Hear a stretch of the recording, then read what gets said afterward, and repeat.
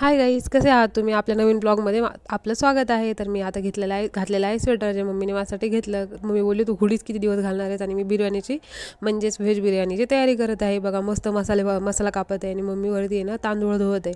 त्यानंतर आहे ना मस्तपैकी सगळा मसाला निसला बरोबर, म्हणजे पूर्ण प्रॉपर. आणि मग आहे ना हे बघा, मला कमीत कमी 1 तास लागला तेवढा प्रॉपर निसायला. गाजर, गोबी, पनीर, मटर वेगवेगळे. मग एका साईडला आहे ना तांदूळ शिजायला टाकले, आणि एका साईडला आहे ना मसाला व्यवस्थित आहे ना धुवून घेतला, वॉश केला.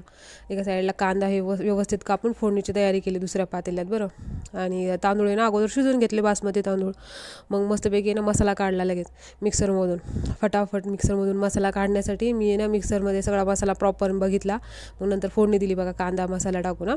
त्यानंतर मस्त त्याच्यात आहे ना हे सगळे आपण व्हेजिटेबल्स टाकले मी, बटाटे, गोबी, गाजर, मटर, पनीर, आणि त्यानंतर थोड्याशा शेवगाच्या शेंगा असतात त्या छोट्या छोट्या, त्या वाल्या पण टाकल्या. मग नंतर ते मस्त परतून घेतलं एकदम छान असं. परतल्यानंतर आहे ना एकदम त्याला छान असं पाणी सुटू दिलं, त्याच्यात हळद मीठ टाकलं. त्यानंतर आहे ना एकदम छान परतू घेतलं. म्हणजे मस्त वाटत होतं बरं, त्याचा टेस्ट आणि वास पण छान येत होता. मला खूप आवडते पुलाव, पण व्हेज पुलाव. पण माझ्या मुलांचं काय माहीत आता, आज त्यांना टेस्ट करायला देणार आहे. त्यानंतर त्याच्यात आहे ना मी काय टाकलं, व्हेज बिर्याणी मसाला, पुलाव मसाला, आणि परतून घेतला. आणि त्यानंतर जो भात परतला होता एकदम छान शिजला होता, तो त्याच्यात मिक्स करून टाकला बरं, पातेल्यामध्ये टाकून. आणि थोडाशी एकदम पूर्ण पातेलं भरून टाकून दिला बरं त्याच्यात, आणि मिक्स करून घेतला.